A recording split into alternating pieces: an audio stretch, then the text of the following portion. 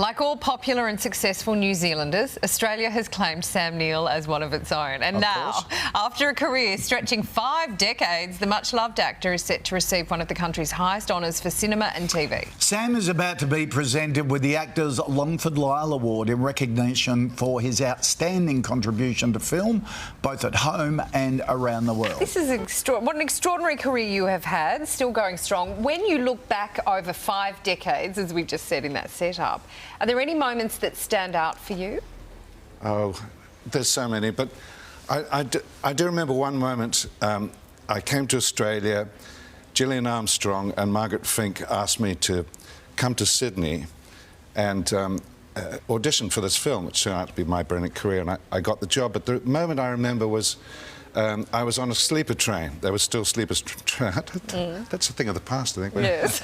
But I was on the sleeper train going to Sydney, and I woke up about 5 in the morning. I lifted the shade and I thought, oh my God, why did nobody tell me that Australia was such a beautiful place?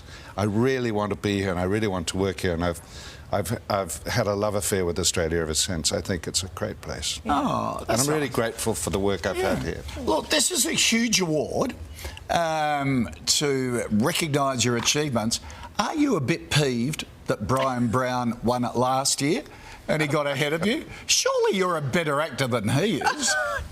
I don't start 5. Brian's a great actor and a great man, and also an idiot. But he's you know, he's working on a second series thing called Bloom in Melbourne at the moment. Right. And so he won't be here tomorrow night, but so I'll miss him. But I think I've worked more with Brian than anyone else. How do I get stuck with Brian? I think we've done 10 jobs together. And, I don't know how that's happened, but look, he's really good in Bloom and he's doing the second series. Gee, I hope he's watching this morning. Yep. I'm going to just read out. I mean, you have worked with everybody. The biggest names in the business: Meryl Streep, Robert Redford, Robin Williams, Jodie Foster, Steven Spielberg, every Australian actor you can think of, and Brian Brown many, many times. Do you have an actor on the bucket list that you go, I'd really like to work with them? Oh, it's interesting to watching Mirren before and McKellen. I worked with McKellen. I'd like to work with Mirren, but I think there's one person I've always thinking, why haven't we done a film together? It's my very good friend Timothy Spall, and I think he's in Australia at the moment because he's got a film about Lowry the painter coming out with Vanessa Redgrave.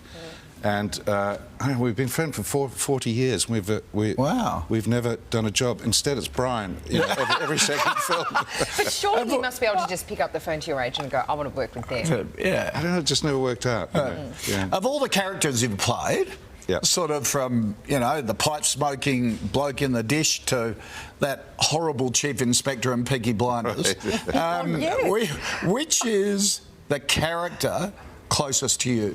Well, in real life? It's certainly not the guy in Peaky Blinders. I had to show someone a few scenes the other day. I think one of the tricks about acting is if you're playing something horrible, do it for laughs. Right. Or if you're playing, you know, if you're doing something for laughs, do it serious. And I was on the floor in stitches at how horrible this person is. Now, I don't think I've ever done any character that's remotely close to me. Right, okay. I don't think so. Maybe the guy in Palm Beach, I don't know. Right. The